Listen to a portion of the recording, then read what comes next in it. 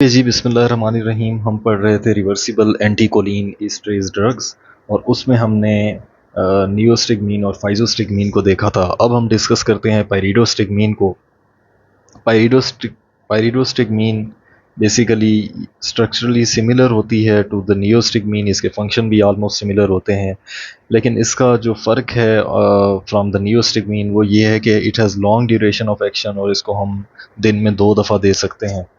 और उसके अलावा ये लेस पोटेंट होती है द नियोस्टिगमीन और it is better tolerated in the myasthenia gravis patient.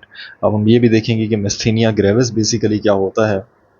मेस्थीनिया gravis एक ऑटो इम्यून डिसऑर्डर है जिसके अंदर there is a fatigability of the skeletal muscles. आपके स्केलेटल मसल्स सही तरह से कॉन्ट्रैक्ट नहीं कर पाते।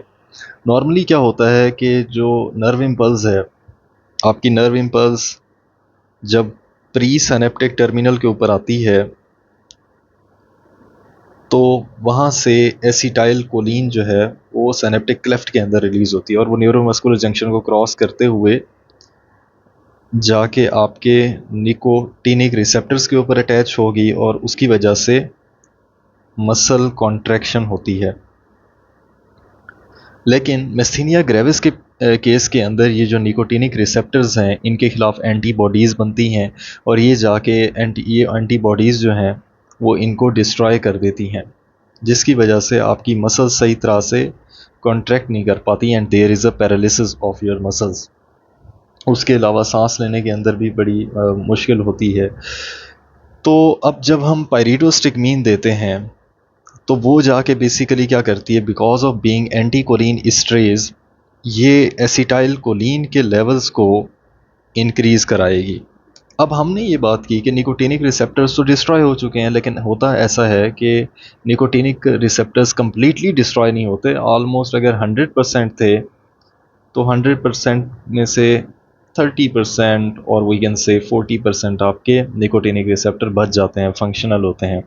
तो उसके ऊपर जाके ये जो increase concentration of acetyl choline है ये ज़्यादा देर तक एक्ट करेगी और अपना एक्शन जो है एट इट्स फुलेस्ट जो है ना वो परफॉर्म कराएगी।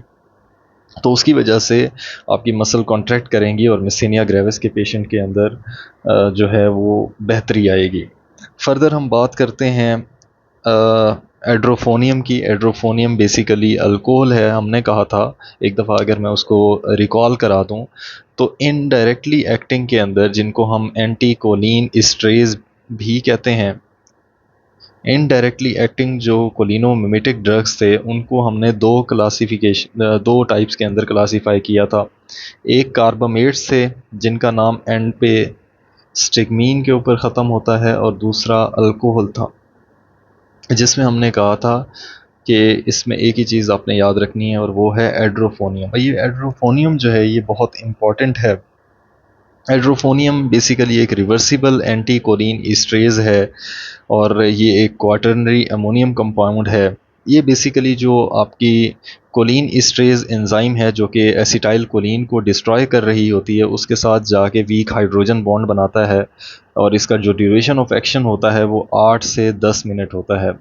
इसका रैपिड ऑनसेट होता है और इसका ड्यूरेशन ऑफ एक्शन 8 से 10 मिनट होता है। अब इसके यूजेस देख लेते हैं कि कहाँ कहाँ हम इसे इस्तेमाल कर सकते हैं। सबसे पहला यूज़ जो है इसका वो क्यूरेयर पॉइजनिंग के अंदर हम इसे इस्तेमाल करते हैं। अब क्यूरेयर पॉइजनिंग क्या होती है बेसिकली? क्यूरेयर पॉइजनिंग में एक कंपाउंड होता है tubocurarine. Tubocurarine is basically a competitive antagonist of your acetylcholine. ये एसिटाइल कोलिन का कम्पिटिटिव एंटेगोनिस्ट होता है और ये जाके जो निकोटिनिक रिसेप्टर्स होते हैं जिनके ऊपर एसिटाइल कोलिन ने लगना होता है उसके ऊपर जाके अटैच हो जाता है और ये ब्लॉक कर देता है निकोटिनिक रिसेप्टर्स को। और इसका जो फंक्शन है वो ये होता है कि ये बेसिकली फंक्शन लेस होता है। इसकी खासियत यही है क्योंकि इसने एसिटाइल कोलिन को ब्लॉक कर दिया है तो there will be no muscle contraction.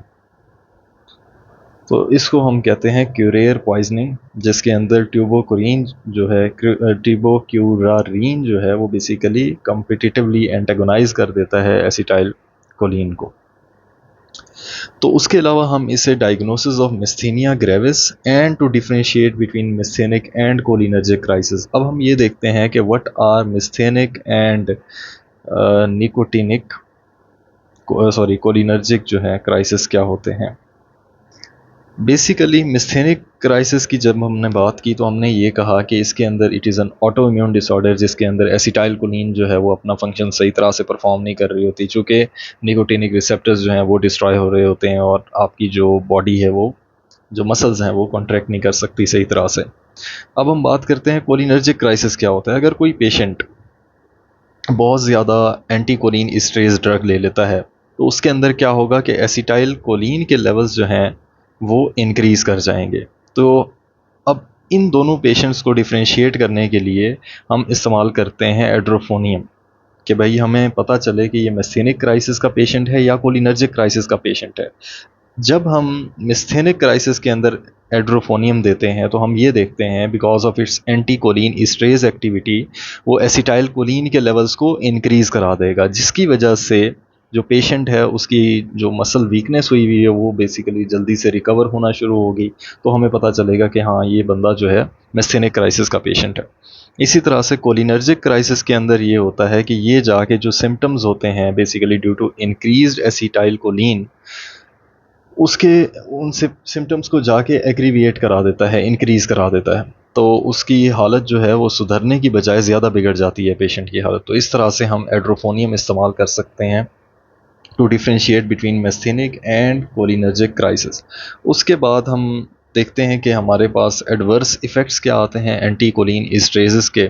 Adverse effect की जब हम बात करते हैं तो हमने ये देखा कि जब आप एंटी कोलिन इस्ट्रेज देते हो तो उसकी वजह से एसिटाइल कोलिन के लेवल इंक्रीज़ कर जाते हैं। तो इसी तरह से जो एसिटाइल कोलिन के इफ़ेक्ट्स थे आया वो निकोटिनिक थे या मस्करिनिक थे, जिसे हमने मस्करिनिक को डम्बेल से और निकोटिनिक को हमने डेज ऑफ द वीक से याद किया था पिछले लेक्चर्स में, अगर आपको याद हो तो अब जैसे ही डम्बेल से अगर हम उसको वो करें तो डी से डायरिया होगा, यू से यूरिनेशन होगी, एक्सेसिव यूरिनेशन होगी, एम से जो है वो एम से मुझे खुद भी भूल गया खैर, लेकिन एम से जो है वो मसल क्रैम्प्स होंगे। उसके अलावा डम्बेल्स, बी से जो है वो आपका ब्रेडिकार्डिया होगा। इसी तरह से ई से मिसेस होगी, एल से लैक्रीमेशन होगी, एस से स्वेटिंग होगी बहुत ज़्यादा। उसके अलावा हाइपोटेंशन होगी इस केस के अंदर। तो इसके जो मस्करिनिक और निकोटिनिक इफ़ेक्ट्स हैं वो इंक्रीज़ कर जाएंगे। फर्दर हम आगे बात करते हैं therapeutic uses of the reversible anticholinesterase की। थेरेप्यूटिक यूजेस के अंदर हम इसे यूज़ करते हैं रिवर्सिबल एंटी कोलिन इस्ट्रेज, जिसके अंदर एड्रोफोनियम आ जाता है अल्कोहल के अंदर और कार्बामेट के अंदर सारे स्ट्रिगमीन्स आ जाते हैं।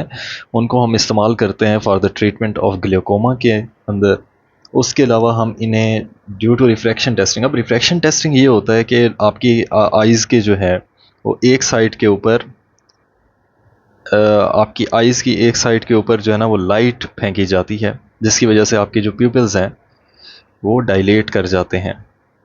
अब उसकी प्यूपिल्स की डायलेशन को हम कहते हैं मिड्रियासिस। तो उसको रिवर्स करने के लिए, प्यूपिल्स की डायलेशन को रिवर्स करने के लिए, कंस्ट्रक्शन कराने के लिए हम इन्हें इस्तेमाल करते हैं। उसके अलावा जो मियोटिक्स हैं, बिकॉज दे आर आल्सो मियोटिक्स, तो मियोटिक्स को हम यूज़ करते हैं मीडियाटिक्स के साथ ताकि हम आइरिस और लेंस की जो एडहीजन है उसको ब्रेक कर सकें। मिस्थेनिया ग्रेविस की हमने बात की। उसके अलावा post operative urinary retention and paralytic ileus के लिए हम इसे इस्तेमाल करते हैं। क्यूरियर पॉइजनस की हमने बात कर ली उसके लिए। और बेलाडोना पॉइजनिंग इसमें इंपॉर्टेंट है। बेलाडोना पॉइजनिंग को हम एट्रोपिन पॉइजनिंग भी कहते हैं। ये मैं पहले वीडियोज़ में आपको बता चुका हूँ पिछली वीडियोज़ के अंदर। उसके अलावा हम इसे अल्जाइमर डिजीज़ के लिए भी इस्तेमाल करते हैं। अब नेक्स्ट वीडियो के अंदर हम ग्लूकोमा देखेंगे, उसकी ट्रीटमेंट देखेंगे, उसकी टाइप्स देखेंगे जो कि हमने पहले भी डिस्कस की हैं, और हमने कौन कौन से जो ड्रग्स हैं वो इस्तेमाल कर रहे होते हैं for the treatment of glaucoma.